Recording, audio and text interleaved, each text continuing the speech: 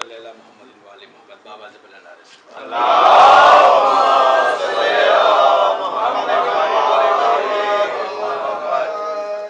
سمجھ مطلب قسمت کی یاوری کہیے کہ آج اپنی اوقات سے زیادہ وقت میں اثر آ گیا ہے. گھبرائیے گا نہیں, اس سے میں محدود رہوں گا. یہ تو طے ہے نا کہ بڑے سے بڑے ظالم کو اسلام کے کسی عمل کے نام سے آزاد کرایا جا سکتا ہے, چاہے وہ دیت کے نام پہ ہو, چاہے وہ کسی اور عمل کے نام پر ہو.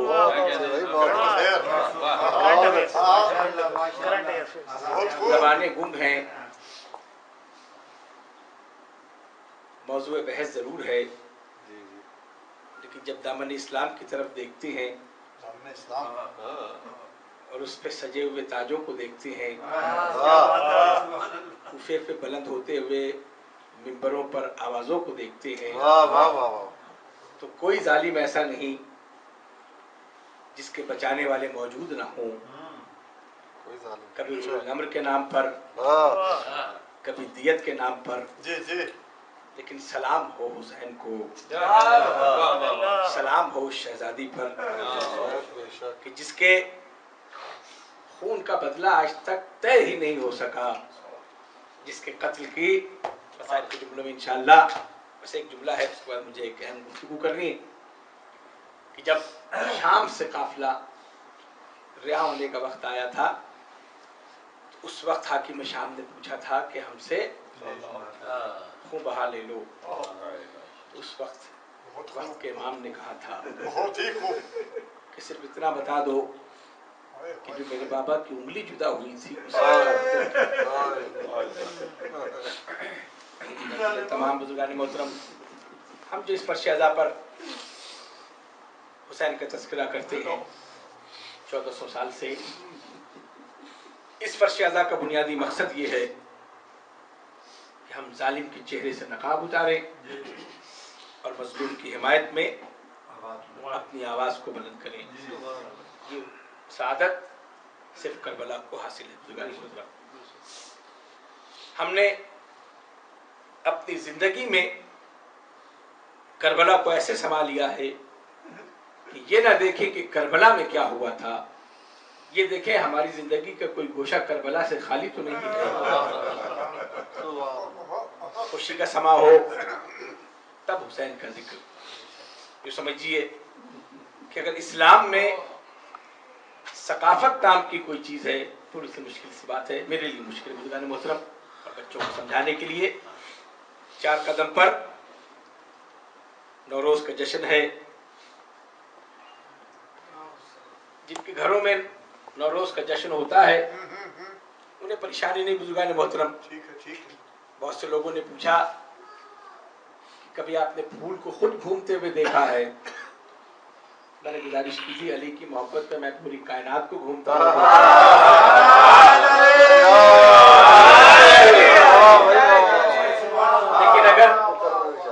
لیکن اگر عقیدے کے اضطراب میں سر گھوما ہوا ہو تو پھول بیچارہ کہاں سے نظر آئے گا؟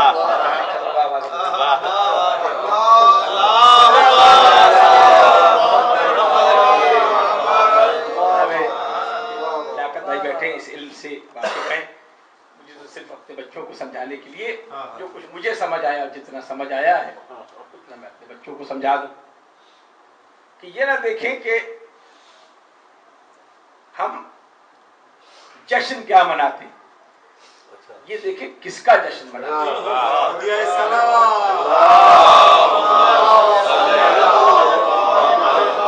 اگر آپ کو مغرب سے پلٹتا ہوا آفتاب سمجھ آ جائے, چلیے پہلے علم کم تھا اب تو علم بھی زیادہ ہے, پہلے مدرسے کم تھے اب تو مدرسے بھی زیادہ ہیں. جس زور و شور سے اپنی ولایت کا اعلان کیا جاتا ہے اسی زور و شور سے علی کی ولایت کا اعلان کرنے بزرگان محترم. یہ اچھل تو نہیں ہے, لیکن یہ تو طے ہے نا کہ ولایت کا ماننا ضروری ہے. میرا ساتھ دیجیے بزرگان محترم, بات مجلس سے میرے لیے بہت مشکل ہوتی ہے. یہ تو طے ہے نا کہ ولایت کا ماننا بہت ضروری ہے، چاہے یہ فکر ولایت سے ہی کیوں نہ آئی بھی ہو بزرگان محترم، لیکن ایک طے ہے نا کہ ولایت کو ماننا چاہیے، اور ولایت کو ماننے کے لیے صرف خود نہیں بلکہ ایک پوری تحریک کو ساتھ لے کے جانا چاہیے۔ میں نے پہلے بھی عرض کیا تھا، پھر بھی عرض کروں گا اور بعد میں بھی عرض کرتا رہوں گا۔ نعرہ تو ہم لگاتے ہیں علی کا طرز زندگی منافقت کی موت ہے، لیکن کبھی علی کا طرز زندگی دیکھا بھی ہے آپ نے بزرگان محترم؟ کبھی مولا کائنات نے اپنی پروموشن کے لیے کوئی تنظیم بنا دی ہو مدینے میں؟ دیکھیے مجھے گھور کے نہ دیکھیے، بات غلط ہو تو مجھے، کبھی کوئی تنظیم بنا دی ہو یا کبھی بوزر قمبر میسم کو کہا ہو کہ تم ایسا کرنا، ہمارے نمائندے بن کے وہاں جا کے بیٹھ جانا اور جب موقع ملے وہاں ہمارے فضائل بیان کرنا شروع کر دینا، یا کبھی کوئی اتحاد بین المسلمین کی فضا قائم کی ہو کہ آؤ اس بہانے کم سے کم علی کے فضائل کا تذکرہ ہو جائے۔ علی کے فضائل کے بیان کرنے کا دو ہی طریقہ ہے، یا ممبر پہ علی نے بیان کیا یا میسم ندار پہ بیان کیا۔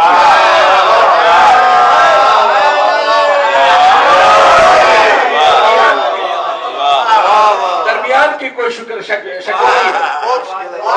ڈھکے چھپے لفظوں میں اس کی دل شکنی بھی نہ ہو، اس کی دل شکنی بھی نہ ہو۔ اگر علی کے ذکر سے کسی کی دل شکنی ہوتی ہے تو اس پر لعنت بھیجیے، ہمیں اس دل کا کرنا کیا؟ اگر علی کے نام سے کسی کے چہرے کا رنگ بدلتا ہے تو ہمیں اس سے سروکار کیا؟ ہم نے تو یہ نام رکھا اس لیے ہے کہ چہرہ بتا دے اپنا ہے یا پرایا ہے۔ یہ ذکر چھپ کے نہیں ہوا، میں زحمت تمام چھپ کے یہ ذکر نہیں ہوا۔ ہم نے جب اسلام کے چہرے کی طرف دیکھا، عبادت نظر آئی، ریاضت نظر آئی، لیکن اسلام میں ثقافت نام کی کوئی چیز نظر نہیں آئی۔ دیکھیے اگر میں ٹیڑھا چلوں ممبر سے اترنے کے بعد تو مجھے سیدھا کر دیجیے، میرے سیدھا کرنے والے لوگ بھی یہاں بیٹھے ہیں۔ دیکھیے ثقافت کہتے کس کو ہے؟ انسان کا ذاتی رویہ، خوشی اور غم پر کوئی اظہار کرے، ذاتی ریئیکشن، وہ رویہ کہلاتا ہے۔ لیکن اگر پوری قوم وہ کام کرے تو وہ ثقافت بن جاتی ہے۔ بہت اچھا۔ علی کو آپ مانے نہ مانے یہ آپ کا ذاتی رویہ، اسے ثقافت نہیں کہتے، لیکن اگر سب مل کے منائے، چاہے وہ نوروز ہو یا غدیر ہو، کوئی ایسا جشن، تو وہ ثقافت کہلائے گی۔ اور بس مجھے علم جفر سے مجھے میرا شعبہ نہیں، میں شیریں زندگی کا آدمی ہوں، لیکن لیاقت بھائی ساتھ دیں گے۔ 21 مارچ نوروز کا دن ہے، ایران سے باقی چیزیں تو درآمد کر لیتے ہیں، کبھی نوروز بھی درآمد کر لے بزرگان محترم۔ یہاں پر بیٹھے ہیں میرے بہت سے۔ اچھا وہ آتش پرستوں کا تھا یہ روایت،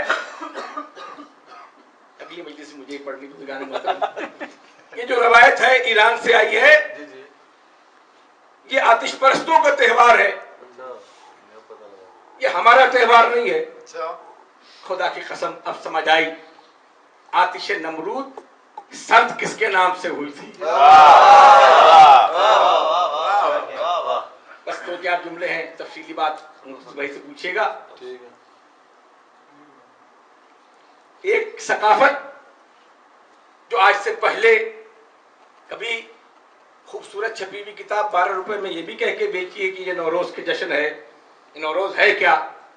ہمارے علماء کرام نے، اللہ انہیں سلامت رکھے، جنہوں نے عقیدوں کی نوک پلک کو سنوارا ہے، میں ایک سانس میں بہت سے نام لے سکتا ہوں، اللہ سلامت رکھے، اللہ جزائے خیر دے آیت اللہ مراشی نجفی کو، اللہ جوار جناب سیدہ میں جگہ دے آیت اللہ بہجت کو، اللہ سلامت رکھے آیت اللہ وحید خراسانی کو، جن کی جوتیوں کی خاک میرے آنکھوں کا سرما ہے، اللہ سلامت اللہ جوار رحمت میں جگہ دے ابو الحسن اصفہانی کو، صادق شیرازی کو، بہت سے نام ہے بزرگان گرامی، جنہوں نے بتایا ثقافت ہے کیا۔ جشن نوروز جس دن منایا گیا वो 21 मार्च है, इस्लामी महीना नहीं है। इस दिन इसलिए मनाया गया कि इससे पहले जो भी हो हमें उससे दिलचस्पी नहीं, लेकिन जब ये सकाफत बड़े सगीर में आई और उन्होंने आके देखा कि यहाँ लोग होली खेलते हैं, होली कहते किसको हैं, जहाँ रंग खेला जाता है, जहाँ रंग फेंका जाता है, वो जो बाहर से अपनी सकाफत लेकर आए थे उन्होंने इस दिन नौरोज का जश्न मनाया। नौरोज है क्या? कहा इस दिन अली की विलायत का ऐलान हुआ था। 21 मार्च पहले से चला आ रहा था, लेकिन जिस दिन अली की विलायत का ऐलान हुआ उस दिन नौरोज का दिन था। तो हम जश्न विलायत अमीरुल मोमिनीन मनाते हैं। आपको फूल घूमने पे हैरत होती है, हमें तो कायनात की तकदीर बनती हुई नजर आती है। छोटी छोटी बातें। एक रंग है जिस तरह आप बच्चों को बताने के लिए कि इस साल वो जायचा बनाते हैं कि इस साल तहवील का वक्त ये होगा, रंग ये होगा, किस्मतों के हाल लिखे जाते हैं। दुआ कीजिए कि जो मानता है कि अली की विलायत का दिन है बस उसी की किस्मत अली लिखे।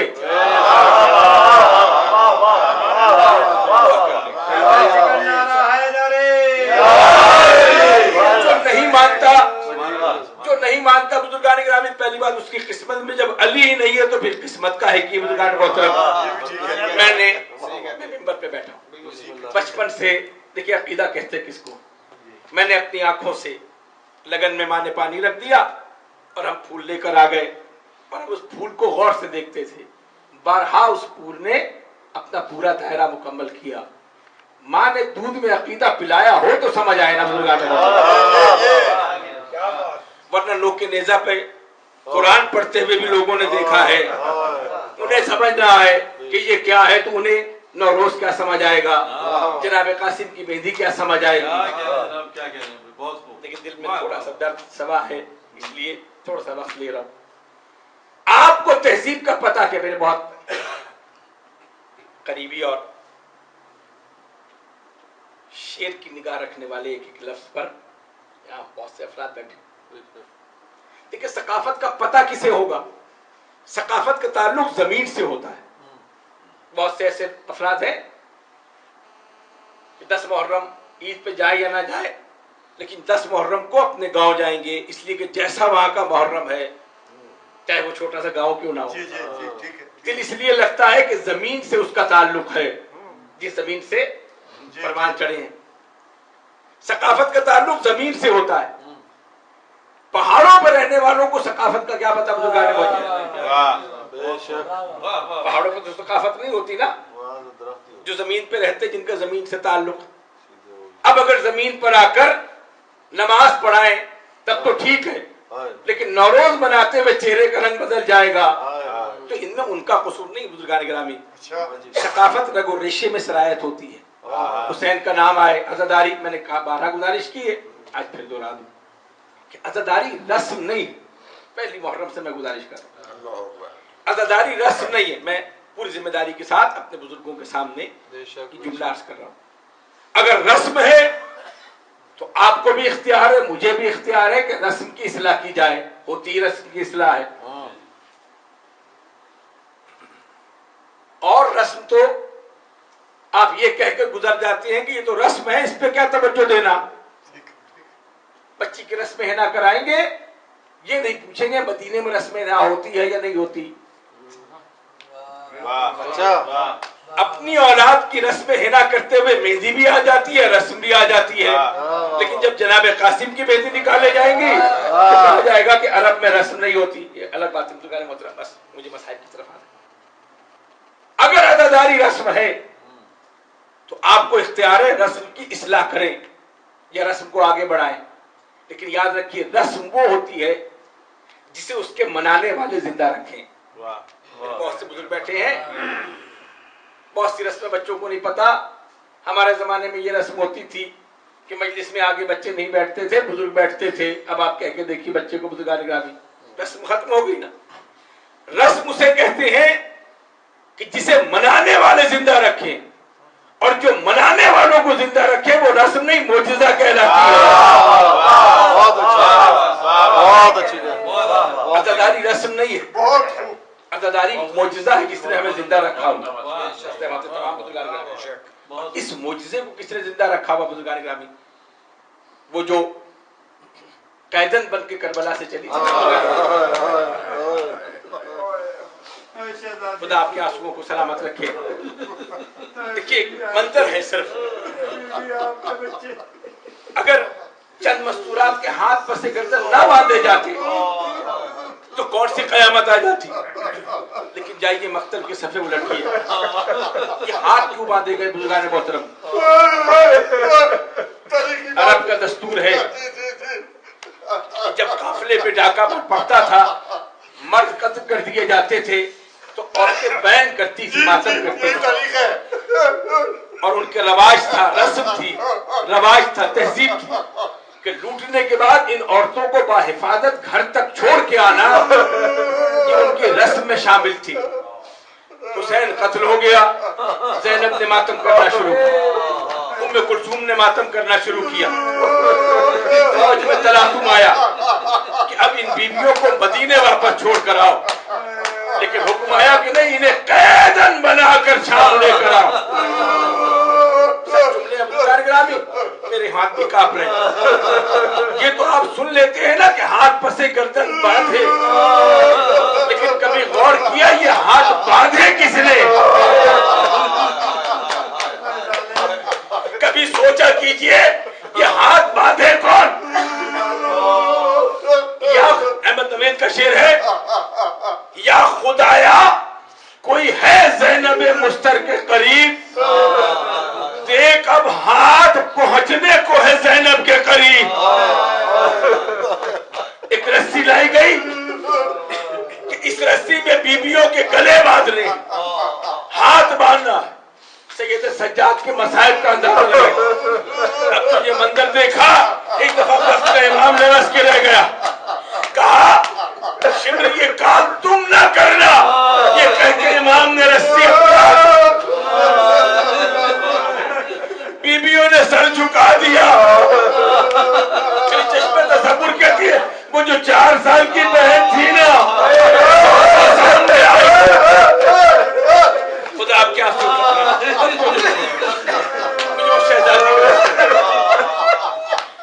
اس معجزہ شہزادی کا تذکرہ کرنا، یہ حوصلہ ہے نا. لیکن بس ایک منظر بزرگان گرامی، کوفے کے دروازے پہ پہنچی، وہ جو زینب سر جھکائے بیٹھی تھی نا، ہاتھ پر سے گردن بدے ہوئے تھے، کانوں میں آواز آئی زینب کوفہ آ گیا ہے. شہزادی نے سر اٹھایا، کوفے کے دروازے کو دیکھا، خدا جانے زینب کو کیا یاد آیا. بس ایک جملہ کہا، میں اس طرح کوفے میں نہیں جاؤں. زینب کو کیا یاد آیا ہوگا؟ زینب کو کیا یاد آیا ہوگا؟ باپ کا پائے تک ہے، مولائے کائنات حاکم وقت پڑے، کوفے کو اپنا پائے تک بنایا، چوہی پائے تک بنایا. ایک دفعہ کہا بیٹی زینب میں تجھے کوفہ بلانا چاہتا ہوں. باپ نے کہا آؤ اپنے باپ کی شاہی دیکھ لو. بس زینب کو یہ منظر یاد آیا ہوگا نا، علی کے تمام بیٹے گئے، کیا حکم دیا؟ دیکھو زینب کو دن کے وقت بازاروں سے نہ گزارنا، جب بازار بند ہو جائے تب مدینے سے، چند جملے تب مدینے سے روانہ ہونا. باقی بھائیوں کو مدینے بھیجا، لیکن عباس کو اپنے ساتھ رکھا. اب جب آنے کی اطلاع ملی نا، علی نے پائے تک چھوڑا، عباس کو ساتھ لیا، کوفے کے حدوں سے باہر نکلے. کسی نے پوچھا آقا کہاں جا رہے ہو؟ میں جانتا نہیں، میری بیٹی سے عباس گھوڑے پہ بیٹھے. ایک دفعہ بازار کا چکر لگایا، خبردار کوئی آج دکانوں کو نہ کھولے، اس طرف نظر نہ کرے، میری شہزادی زینب آ رہی. بھائیوں کے جلوں میں زینب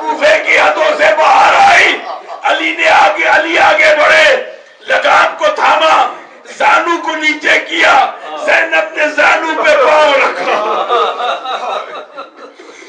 باپ نے بیٹے کو سینے سے لگایا، بابا مبارک ہو، بابا مبارک ہو، اجرکم اللہ۔ باقی قافلے والوں کو مولا کائنات نے بھیج دیا، زینب تم میرے ساتھ آؤ، رات کا سناٹا ہے۔ علی نے اپنی بیٹی زینب کو ساتھ لیا، کوفے کے بازاروں سے پیدل چلنا شروع کیا، اور کیا کہتے تھے، بیٹی بازاروں کو پہچان، کیا خبر کل تجھے یہاں پیدل چلنا۔ بس آخری جملے بزرگان گرامی، زینب جب کوفے کے دروازے پہ آئی نا، باپ کی بات یاد آئی، شہزادیہ کا زمانہ یاد آیا، کہا میں اس طرح کوفے کے دروازے میں نہیں جاؤں گی۔ میری چشم تصور کہتا ہے غازی کا سر ایک دفعہ لرز گیا، حسین کا سر رو کے نیزہ پہ لرز گیا ہوگا، آگے بڑھا زنجیروں کو سنبھالتے ہوئے، کیا بات ہے، کہا سید سجاد میں بغیر چادر کے کوفے میں نہیں جاؤں گی۔ بس کے امام نے سر جھکا لیا، مجبور امام سر جھکا لیا، لیکن جو گود میں 4 سال کی سکینہ بیٹھی ہے، اس نے پھوپھی کے چہرے کو دیکھا، چہرے سے اندازہ لگایا، کہا پھوپھی اماں آپ اس طرح کوفے میں داخل نہیں ہونا چاہتی نا؟